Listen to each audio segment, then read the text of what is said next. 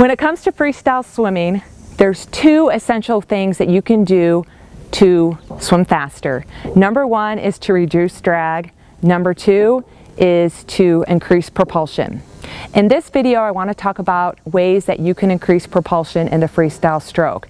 But first, I want to say the best way to figure this all out is to send me a swim video for analysis. When you send me a swim video for analysis, I can point out exactly what I see and what you need to work on and give you specific drills for you, not for someone else. The point of the drills is to break down the stroke into various aspects and various focuses so you can make sure you're implementing the right technique for you and not someone else. In return for sending me a swim video for analysis, I will send you a 50% off code to our How to Swim Faster in 30 Days program, a freestyle guide to dropping time that includes over 42 instructional videos of above and underwater. So here we go. If you're not there yet and you know you have to reduce drag, reducing drag comes first. It doesn't make sense to try to increase propulsion if you still have to reduce drag. And I talked about reducing drag in another video. So when it comes to increasing propulsion, the main thing you're thinking about is what's going on in the catch and in the push that's going to drive you forward. In the sport of swimming freestyle, as well as the other three main competitive strokes, you want to work on the catch and the push. You want to work on pulling the greatest amount of water with every arm stroke, which is going to make you stronger. And then you want to work on increasing arm turnover and arm speed without losing the strength or the pull or the pulling of the greatest amount of water with every arm stroke. The main thing I see that's affecting a swimmer's propulsive phase of the freestyle stroke is when they enter, they reach flat and shallow and they drop their elbow. So they're dropping their elbow and their fingertips are coming up to a stop position and they end up pulling like this.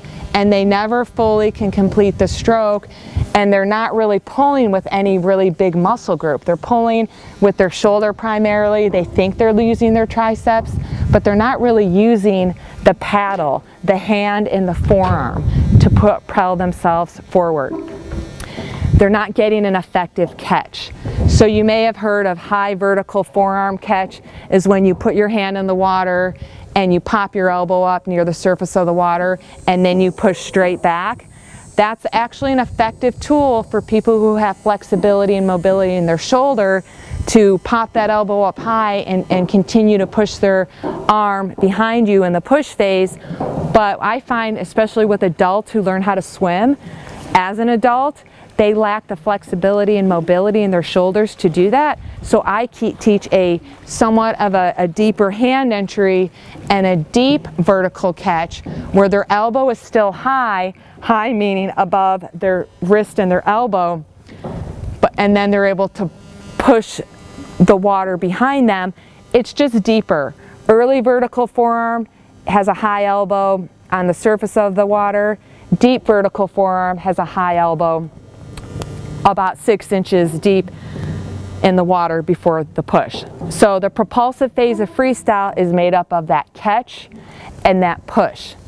The catch precedes the push. So if you're someone who tends to do flat and shallow and you catch flat and shallow, again, maybe you just don't have that strength and that mobility and you're going to end up dropping that elbow and you're not going to get an effective pull.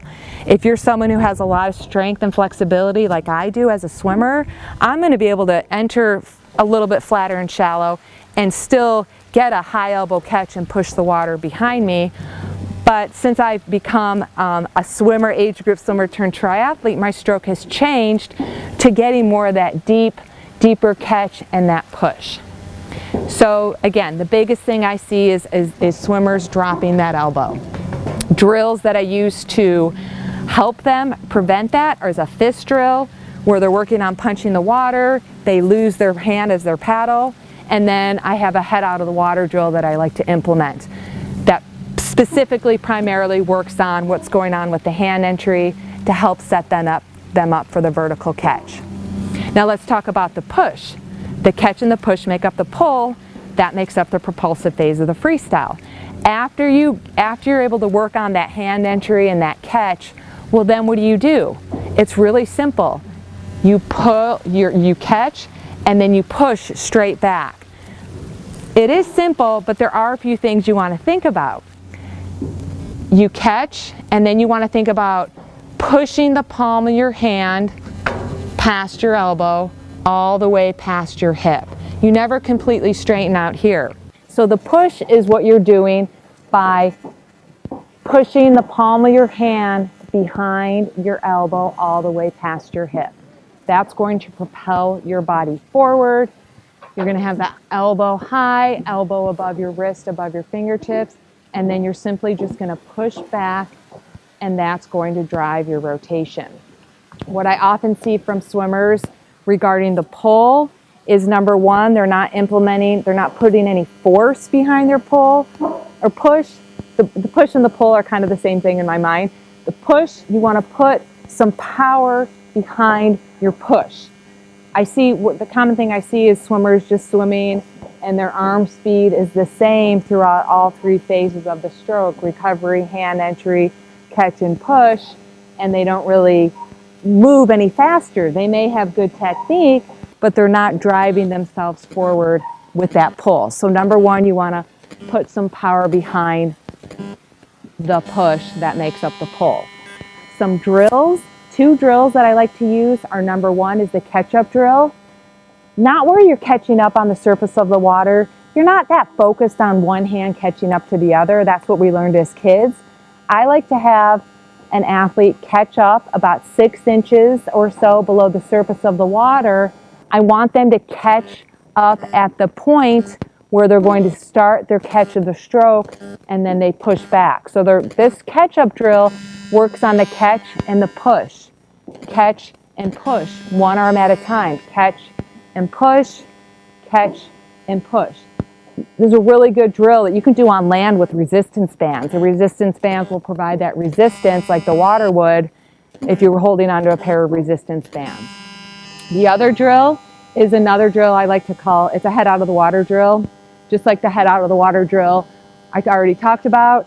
This head out of the water drill, you can put your head down, is where you're just working on the underwater pull. You're working on the catch and the push. You're not catching up, and at no time do your arms come out of the water. You're just catching, push, catch, push, catch, push, catch, push.